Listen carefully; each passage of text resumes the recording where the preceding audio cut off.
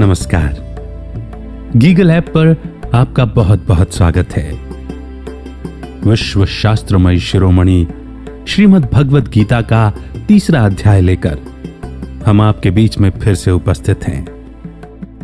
अध्याय 3 कर्मयोग।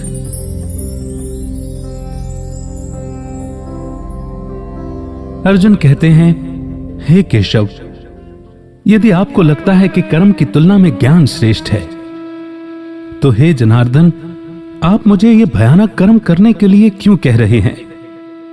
आप ज्ञान और कर्म दो अलग अलग बातों से मेरी समझ को भ्रमित कर रहे हैं।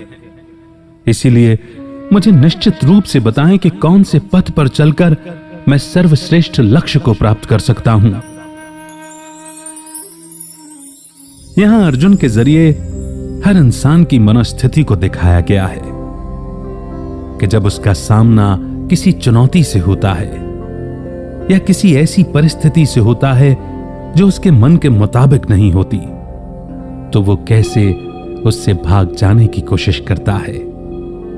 चाहे उसे अलग अलग रास्ते दिखाए भी जाएं, लेकिन वो समझना नहीं चाहता और कर्म न करने का बहाना ढूंढने लगता है। श्री कृष्ण ने ज्ञान योग के बाद अर्जुन को कर्म योग के बारे में बताया। सुनने में ये दो अलग अलग बातें लग सकती हैं, लेकिन यही हमारी सबसे बड़ी भूल है, क्योंकि ये दोनों कहीं न कहीं जाकर साथ मिल जाते हैं। मनुष्यात्मा को इन दोनों को अपने जीवन में उतार कर कर्म करने चाहिए। यहां अर्जुन ने श्री कृष्ण की बातों का गलत अर्थ निकाला कि सिर्फ ज्ञान हासिल कर लेना ही काफी है, उसके बाद कर्म करने की जरूरत नहीं है। अगर ज्ञान प्राप्त करने के लिए ज्ञान योग ही श्रेष्ठ है, तब तो कर्म का कोई महत्व ही नहीं रह जाता। इन्हीं बातों में उलझकर वो श्री कृष्ण से पूछते हैं कि आत्म विकास यानी कि सेल्फ डेवलपमेंट के लिए उन्हें कौन से रास्ते पर चलना चाहिए। वे उनसे अनुरोध करते हैं कि वो उन्हें इन दोनों में से सिर्फ उस योग का ज्ञान दें जिससे उनके सारे भ्रम और दुख दूर हो जाएं और उनका कल्याण हो।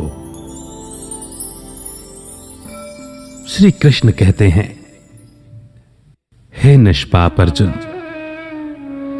बहुत पूर्व ही मैंने दोनों योगों के बारे में बताया है, जिनमें ज्ञान योग और कर्म योग आते हैं। ज्ञान योग यानी इस शरीर और आत्मा के सच को जानना और अपने मन और इंद्रियों को काबू में कर उस भाव में टिक जाना कि मैं शरीर नहीं बल्कि आत्मा हूं। कर्म योग यानी जब कर्मों से मनुष्यात्मा की हर कामना, मोह और अहंकार हट जाए, तो वैसा कर्म कर्म योग बन जाता है। मनुष्यात्मा को कोई भी कर्म कर्ता के भाव से न करके खुद को एक निमित्त मानकर करना चाहिए, ताकि वो कर्म फल के बंधन में न बंधे।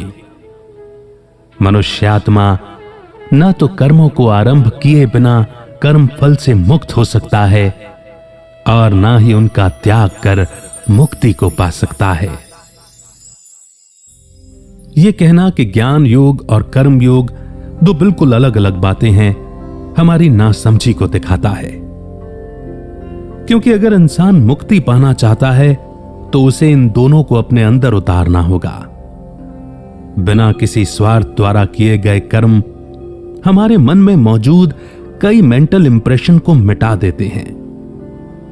ये इंप्रेशंस पुराने जन्मों के कर्म के कारण चित्त में बैठ जाते हैं, या ऐसा भी कह सकते हैं कि वो मनुष्यात्मा की एनर्जी फील्ड का हिस्सा बन जाते हैं।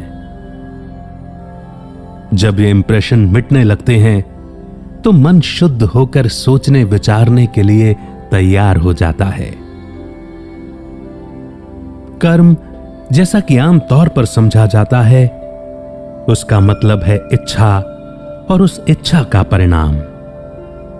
इच्छाएं मन के स्तर पर विचार पैदा करती हैं, जिन्हें जब बाहरी दुनिया में शब्दों और कर्म इंद्रियों यानी बॉडी ऑर्गन्स के द्वारा व्यक्त किया जाता है तो वो कर्म या एक्शन बन जाते हैं।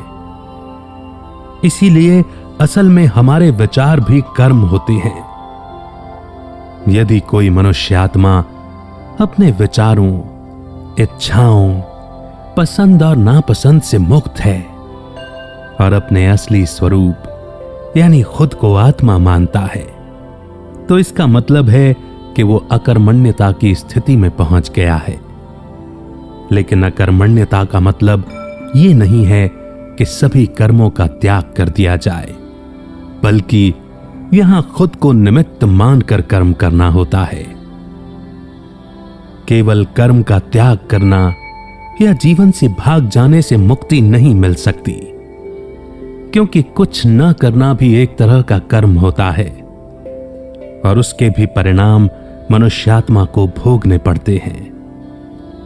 इसके बजाय निस्वार्थ और समर्पित भाव से किए गए कर्म मन को शुद्ध करते हैं और शुद्ध मन उस ज्ञान को प्राप्त करने में मदद करता है जो कि परम आनंद का अनुभव कराता है। यह तो प्रकृति का नियम है कि हर कर्म अपने साथ कोई न कोई फल लेकर जरूर आता है और यही बंधन का कारण भी बनता है, जो मनुष्यात्मा को परमात्मा से एक होने में बाधा डालते हैं। इसीलिए कर्मों के त्याग की नहीं, बल्कि स्वार्थी इच्छाओं के त्याग की जरूरत है।